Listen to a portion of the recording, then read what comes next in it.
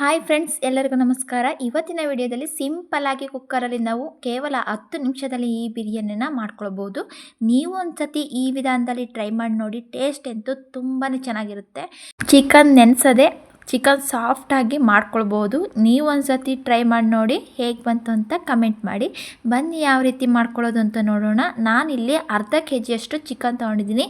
1/4 table ಸ್ಪೂನಷ್ಟು ಉಪ್ಪು, 1/4 table ಸ್ಪೂನಷ್ಟು ಅರಿಶಿನ ಪುಡಿ, 1/4 ಟೇಬಲ್ ಸ್ಪೂನಷ್ಟು ಖಾರ ಪುಡಿ, 1/4 ಟೇಬಲ್ ಸ್ಪೂನಷ್ಟು ಧನಿಯಾ ಪುಡಿ, ಒಂದು ಅರ್ಧ ಹೋಳಷ್ಟು ನಿಂಬೆಹಣ್ಣು ಹಾಕ್ಕೊಳ್ತಿದ್ದೀನಿ. ನಿಂಬೆಹಣ್ಣು ಹಾಕೋದ್ರಿಂದ ಚಿಕನ್ನು ತುಂಬಾ ಸಾಫ್ಟ್ ಆಗುತ್ತೆ.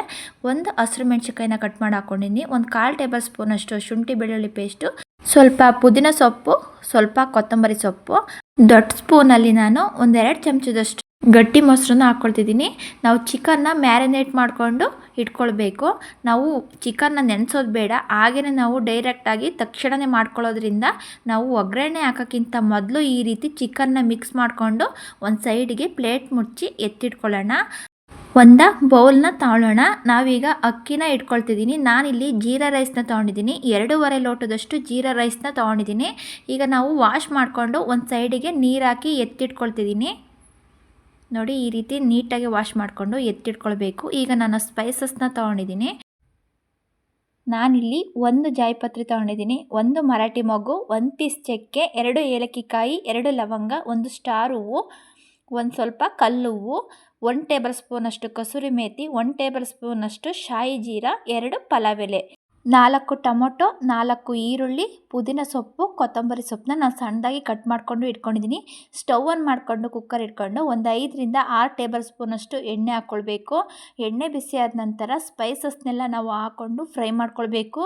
ಸ್ಟವ್ನ ಮೀಡಿಯಮ್ ಫ್ಲೇಮಲ್ಲೇ ಇಟ್ಕೊಂಡು ನಾವು ಸ್ಪೈಸಸ್ ಎಲ್ಲ ನೀಟಾಗಿ ಫ್ರೈ ಮಾಡ್ಕೊಂಡ ನಂತರ ಈರುಳ್ಳಿನ ಹಾಕ್ಕೊಳ್ಳೋಣ. ಈರುಳ್ಳಿ ನಾನಿಲ್ಲಿ ಉದ್ದವಾಗಿ ಸ್ಲೈಸಾಗಿ ಕಟ್ ಮಾಡಿಕೊಂಡು ಹಾಕ್ಕೊಳ್ತಿದ್ದೀನಿ. ಈರುಳ್ಳಿ ಕಲರ್ ಚೇಂಜ್ ಆಗೋವರೆಗೂ ನಾವು ನೀಟಾಗಿ ಫ್ರೈ ಮಾಡ್ಕೊಳ್ಬೇಕು. ಈರುಳ್ಳಿನ ನಾವು ಫ್ರೈ ಮಾಡ್ಕೊಳ್ಬೇಕಾದ್ರೆ ಸ್ಟವ್ನ ಮೀಡಿಯಮ್ ಫ್ಲೇಮಲ್ಲೇ ಇಟ್ಕೊಂಡು ನಾವು ಮಸಾಲೆನೆಲ್ಲ ನೀಟಾಗಿ ಫ್ರೈ ಮಾಡ್ಕೊಳ್ಬೇಕು. ನೋಡಿ, ಈರುಳ್ಳಿ ಕಲರೆಲ್ಲ ಚೇಂಜ್ ಆಗ್ತಾ ಬರ್ತಿದೆ. ಈರುಳ್ಳಿ ಫ್ರೈ ಆಗಿದೆ. ಈಗ ಟೊಮೊಟೊನ ಹಾಕ್ಕೊಳ್ಳೋಣ. ನಾನು ಮೀಡಿಯಮ್ ಸೈಜಿನ ನಾವು 4 ಹಾಕ್ಕೊಂಡಿದ್ದೀನಿ. ಟೊಮೊಟೊ ಎಲ್ಲ ನೀಟಾಗಿ ಅದು ನಾವು ಬೇಯಿಸ್ಕೊಳ್ಬೇಕು. ನಾನು 1/4 ಟೇಬಲ್ ಸ್ಪೂನಷ್ಟು ಉಪ್ಪು ಹಾಕ್ಕೊಳ್ತಿದ್ದೀನಿ. ಪುಡಿ ಉಪ್ಪು ಹಾಕೋದ್ರಿಂದ ಟೊಮೊಟೊ ಬೇಗನೆ ಅದು ಬೆಂದ್ಬಿಡುತ್ತೆ. ನೋಡಿ, ಟೊಮೊಟೊ ಎಲ್ಲ ನೀಟಾಗಿ ಫ್ರೈ ಆಗಿದೆ. ಈಗ ನಾವು ಶುಂಠಿ ಬೆಳ್ಳುಳ್ಳಿ ಪೇಸ್ಟ್ನ ಹಾಕ್ಕೊಳ್ತಿದ್ದೀನಿ. ಒಂದು ಅರ್ಧ ಟೇಬಲ್ ಸ್ಪೂನಷ್ಟು ಶುಂಠಿ ಬೆಳ್ಳುಳ್ಳಿ ಪೇಸ್ಟ್ನ ಆವಾಗಲೇ ನಾವು ಫ್ರೆಶ್ ಆಗಿ ಮಾಡಿಕೊಂಡು ಹಾಕೋದ್ರಿಂದ ಶುಂಠಿ ಬೆಳ್ಳುಳ್ಳಿ ಪೇಸ್ಟು ತುಂಬಾ ಚೆನ್ನಾಗಿರುತ್ತೆ. ನೋಡಿ, ಈಗ ಹಸಿ ವಾಸನೆ ಹೋಗೋವರೆಗೂ ನಾವು ಫ್ರೈ ಮಾಡ್ಕೊಳ್ಬೇಕು. ಈಗ ಪುದೀನ ಸೊಪ್ಪನ್ನ ಹಾಕ್ಕೊಳ್ತಿದ್ದೀನಿ. ಸಣ್ಣದಾಗಿ ಕಟ್ ಮಾಡ್ಕೊಂಡಿರುವಂತಹ ಕೊತ್ತಂಬರಿ ಸೊಪ್ಪು ಹಾಕ್ಬಿಟ್ಟೀಗ ನೀಟಾಗಿ ಮಿಕ್ಸ್ ಮಾಡಿಕೊಂಡು ಅದನ್ನು ಫ್ರೈ ಮಾಡ್ಕೊಳ್ಳೋಣ. ಮಸಾಲೆ ಎಲ್ಲ ಮಿಕ್ಸ್ ಮಾಡ್ಕೊಂಡಿರುವಂತಹ ಚಿಕನ್ನ ನಾನು ಹಾಕ್ಕೊಳ್ತಿದ್ದೀನಿ. ಚಿಕನ್ ಹಾಕಿದ ನಂತರ ನೀಟಾಗಿ ಒಂದು ಸತಿ ಮಿಕ್ಸ್ ಮಾಡಿಕೊಂಡು 1-2 ನಿಮಿಷ ಪ್ಲೇಟ್ ಮುಚ್ಚಿ ಬೇಯಿಸ್ಕೊಳ್ಬೇಕು. ನಿಂಬೆಹಣ್ಣು ಮತ್ತು ಮೊಸರು ಹಾಕಿರೋದ್ರಿಂದ ಚಿಕನು ತುಂಬಾ ಸಾಫ್ಟಾಗಿ ತುಂಬಾ ಚೆನ್ನಾಗಿ ಬೇಗನೆ ಬೆಂದ್ಬಿಡುತ್ತೆ. ನೋಡಿ, 1-2 ನಿಮಿಷ ಆದ ನಂತರ ಚಿಕನಲ್ಲೂ ಕೂಡ ನೀರು ಬಿಟ್ಕೊಂಡಿದೆ. ಈಗ ಒಂದು ಸತಿ ನೀಟಾಗಿ ತಿರುಗಿಸ್ಕೊಂಡು 1 ಕಪ್ನಷ್ಟು ಮೊಸರು ಹಾಕ್ಕೊಳ್ತಿದ್ದೀನಿ. ನಾವು ಯಾವುದೇ ಒಂದು ಮಸಾಲೆ ಗ್ರೈಂಡ್ ಮಾಡ್ಕೊಳ್ಳೋದೆ ಹಾಗೆ ಮಾಡ್ಕೊಳ್ಳೋದ್ರಿಂದ 1 ಕಪ್ಪಷ್ಟು ನಾನು ಮೊಸರು ಹಾಕ್ಕೊಳ್ತಿದ್ದೀನಿ. ಮೊಸರು ಹಾಕಿ ನೀಟಾಗಿ ಒಂದು ಸತಿ ಮಿಕ್ಸ್ ಮಾಡ್ಕೊಂಡು 1 ಟೇಬಲ್ ಸ್ಪೂನಷ್ಟು ಖಾರ ಪುಡಿ, ಒಂದು ಅರ್ಧ ಟೇಬಲ್ ಸ್ಪೂನಷ್ಟು ಅರಿಶಿನ ಪುಡಿ, 1/4 ಟೇಬಲ್ ಸ್ಪೂನಷ್ಟು ಚಿಕನ್ ಮಸಾಲಾನ ಹಾಕ್ಕೊಂಡು ನೀಟಾಗಿ ಮಿಕ್ಸ್ ಮಾಡ್ಕೊಳ್ಳೋಣ. ನೋಡಿ, ಮಿಕ್ಸ್ ಮಾಡಿಕೊಂಡು ನಾವು ಚಿಕನ್ ಎಲ್ಲ ನೀಟಾಗಿ ಫ್ರೈ ಮಾಡ್ಕೊಳ್ಬೇಕು. ಪ್ಲೇಟ್ ಮುಚ್ಚಿ ಅದು ಎಣ್ಣೆ ಬಿಡೋವರೆಗೂ ನಾವು ಅದನ್ನು ಫ್ರೈ ಮಾಡ್ಕೊಳ್ಳೋಣ. ನೋಡಿ, ಚಿಕನಲ್ಲಿ ಈಗ ಎಣ್ಣೆ ಬಿಟ್ಕೊಂಡಿದೆ. ಗ್ರೇವಿ ಕೂಡ ನೋಡಿ ಯಾವ ರೀತಿ ಬಂದಿದೆ. ಈಗ ನಾವು ಮಸಾಲೆ ಎಲ್ಲ ನೀಟಾಗಿ ಫ್ರೈ ಆದ ನಂತರ ನೀರು ಹಾಕ್ಕೊಳ್ಬೇಕು. ನಾನು 2.5 ಲೋಟದಷ್ಟು ಅಕ್ಕಿ ತೊಗೊಂಡಿದ್ದೆ. 4.5 ಲೋಟದಷ್ಟು ನಾನು ನೀರು ಹಾಕ್ಕೊಳ್ತಿದ್ದೀನಿ.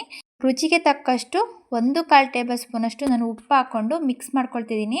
ಅಕ್ಕಿನ ನಾವು ಮೊದಲೇ ನೆನೆಸಿರೋದ್ರಿಂದ 4.5 ಲೋಟದಷ್ಟು ನಾನು ನೀರು ಹಾಕ್ಕೊಂಡಿದ್ದೀನಿ. ಒಂದು ಅರ್ಧ ಲೋಟದಷ್ಟು ಕಮ್ಮಿ ಮಾಡಿದ್ದೀನಿ.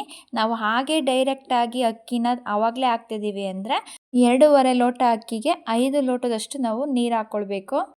ನೀರು ಹಾಕಿದ ನಂತರ ನೀರನ್ನ ನಾವು ಒಂದು ಕುದಿಸಿದ ನಂತರ ಅಕ್ಕಿ ಹಾಕ್ಕೊಳ್ಬೇಕು. ನಾವು ಹಾಗೇ ಹಾಕ್ಬಿಟ್ರೆ ಅದು ನೀಟಾಗಿ ಮಸಾಲೆಯೊಂದಿಗೆ ರೈಸು ಹೊಂದ್ಕೊಳ್ಳಲ್ಲ. ಅದರಿಂದ ನಾವು ಒಂದು ಕುದಿಸಿಬಿಟ್ಟು ನೀರನ್ನ ರೈಸ್ ಹಾಕ್ಕೊಳ್ಬೇಕು. ಅಕ್ಕಿ ಹಾಕಿದ ಮೇಲೆ ಒಂದು ಸತಿ ನೀಟಾಗಿ ನಾವು ತಿರುಗಿಸ್ಕೊಳ್ಳೋಣ. ಕೊನೆಯದಾಗಿ ಕೊತ್ತಂಬರಿ ಸೊಪ್ಪು ಮತ್ತು ಪುದೀನ ಸೊಪ್ಪು ಹಾಕಿ ಮಿಕ್ಸ್ ಮಾಡ್ಕೊಳ್ಬೇಕು.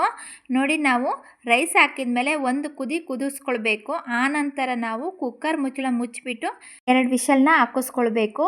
ಅಕ್ಕಿ ಹಾಕಿದ ಮೇಲೆ ನಾವೇನಾದ್ರು ಡೈರೆಕ್ಟಾಗಿ ಹಾಗೇ ಕೂಗಿಸ್ಕೊಂಡ್ರೆ ಕೆಳಗೆ ಮಾತ್ರ ರೈಸ್ ಉಳ್ಕೊಳುತ್ತೆ, ಮಸಾಲೆ ಎಲ್ಲ ಮೇಲ್ಗಡೆ ಇರುತ್ತೆ. ಅದರಿಂದ ನಾವು ಒಂದು ಕುದಿಸಿದ ನಂತರ ನಾವು ಕೂಗಿಸ್ಕೊಂಡು ಹಾಕ್ಕೊಳ್ಳೋಣ. ನೋಡಿ, ಈಗ ನಾನು ಮುಚ್ಚಳ ತೆಗೆದು ತೋರಿಸ್ತಿದ್ದೀನಿ ಯಾವ ರೀತಿ ಬಂದಿದೆ ಅಂತ.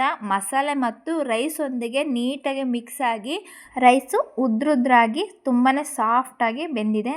ಚಿಕನು ಕೂಡ ತುಂಬಾ ಚೆನ್ನಾಗಿ ಬೆಂದಿದೆ. ನೀವು ಒಂದ್ಸತಿ ಈ ವಿಧಾನದಲ್ಲಿ ಇನ್ಸ್ಟೆಂಟಾಗಿ ನಾವು ಯಾವುದೇ ಒಂದು ಮಸಾಲೆ ಗ್ರೈಂಡ್ ಮಾಡ್ಕೊಳ್ಳೋದೆ ಈ ವಿಧಾನದಲ್ಲಿ ಮಾಡ್ಕೊಳ್ಬೋದು.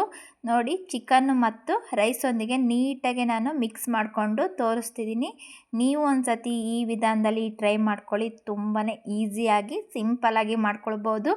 ಈ ರೆಸಿಪಿ ನಿಮಗೆ ಇಷ್ಟ ಆಯಿತು ಅಂದರೆ ಲೈಕ್ ಮಾಡಿ, ಶೇರ್ ಮಾಡಿ, ಕಮೆಂಟ್ ಮಾಡಿ. ಯಾರೆಲ್ಲ ನನ್ನ ಚಾನಲ್ನ ಹೊಸದಾಗಿ ನೋಡ್ತಿದ್ದೀರಾ ದಯವಿಟ್ಟು ಸಬ್ಸ್ಕ್ರೈಬ್ ಮಾಡಿ, ಪಕ್ಕದಲ್ಲೇ ಇರುವಂತಹ ಬೆಲ್ ಬಟನನ್ನು ಕ್ಲಿಕ್ ಮಾಡಿ. ನಾನು ಇನ್ನೂ ಕೂಡ ಬಿರಿಯಾನಿ ರೆಸಿಪಿನ ಆಲ್ರೆಡಿ ಅಪ್ಲೋಡ್ ಮಾಡಿದ್ದೀನಿ. ದಮ್ ಬಿರಿಯಾನಿ, ಚಿಕನ್ ಬಿರಿಯಾನಿ, ಮಟನ್ ಬಿರಿಯಾನಿ ಎಲ್ಲ. ನೀವು ಒಂದ್ಸತಿ ನೋಡಿಬಿಟ್ಟು ಹೇಗಿದೆ ಅಂತ ಟ್ರೈ ಮಾಡಿ ನೋಡಿ. ಈಸಿಯಾದಂತಹ ಚಿಕನ್ ಬಿರಿಯಾನಿ, ಕುಕ್ಕರಲ್ಲೇ ಮಾಡಿರುವಂತಹ ಬಿರಿಯಾನಿ ಯಾವ ರೀತಿ ಬಂದಿದೆ ಅಂತ ತೋರಿಸ್ತಿದ್ದೀನಿ. ನೋಡಿ, ಚಿಕನ್ ಕೂಡ ಪ್ರೆಸ್ ಮಾಡಿದರೆ ಹಾಗೇ ಅದು ಸ್ಮ್ಯಾಶ್ ಆಗ್ತಿದೆ, ಅಷ್ಟು ಚೆನ್ನಾಗಿ ಬೆಂದಿದೆ. ನೀವು ಒಂದ್ಸತಿ ಟ್ರೈ ಮಾಡಿ ನೋಡಿ. ಟೇಸ್ಟ್ ಅಂತೂ ತುಂಬ ಚೆನ್ನಾಗಿ ಬಂದಿದೆ. ರೈಸು ಕೂಡ ತುಂಬ ಉದ್ರಾಗಿ ತುಂಬಾ ಸಾಫ್ಟಾಗಿ ಬೆಂದಿದೆ. ನಾವು ನೀರನ್ನ ಮೆಜರ್ಮೆಂಟಲ್ಲಿ ನೋಡಿಕೊಂಡು ಹಾಕ್ಕೊಂಡ್ರೆ ನೋಡಿ ಈ ರೀತಿ ಉದ್ರಾಗಿ ಕುಕ್ಕರಲ್ಲಿ ಮಾಡ್ಕೊಳ್ಬೋದು. ಈ ರೆಸಿಪಿ ನಿಮಗೆ ಇಷ್ಟ ಆಯಿತು ಅಂದರೆ ಲೈಕ್ ಮಾಡಿ. Thank you.